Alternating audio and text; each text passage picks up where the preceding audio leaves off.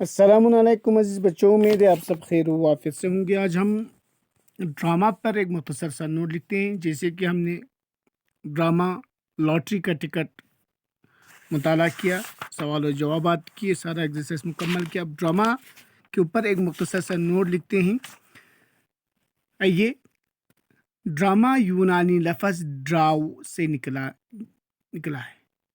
Drama یونانی لفظ ڈراؤ سے نکلا ہے، جس کے معنی کر کے دکھانا ہے۔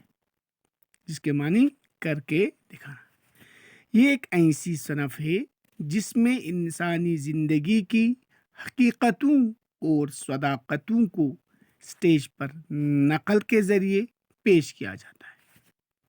ڈرامہ کو عمل سے جڑا ہوا ادب کہا جاتا ہے، یعنی ایسا ادب جس کو مختلف فنون لطیفہ جیسے موسیقی، رقص و گیت اور مصوری کی مدد سے زیر عمل لایا جاتا ہے۔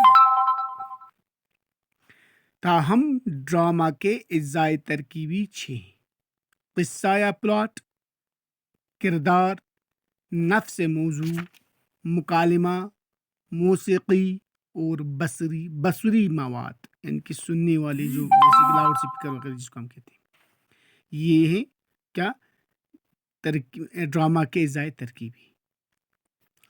اردو میں سب سے پہلے واجد علی شاہ نے رادھا کنہیا لکھ کر اس صنف کا آغاز کیا۔ اس کے بعد جس ڈرامے کو اردو ڈرامے کا نقطۂ آغاز کہا جاتا ہے وہ ڈرامہ اندر صبا ہے، جس سے آغا حسین امانت نے تحریر لکھا ہے۔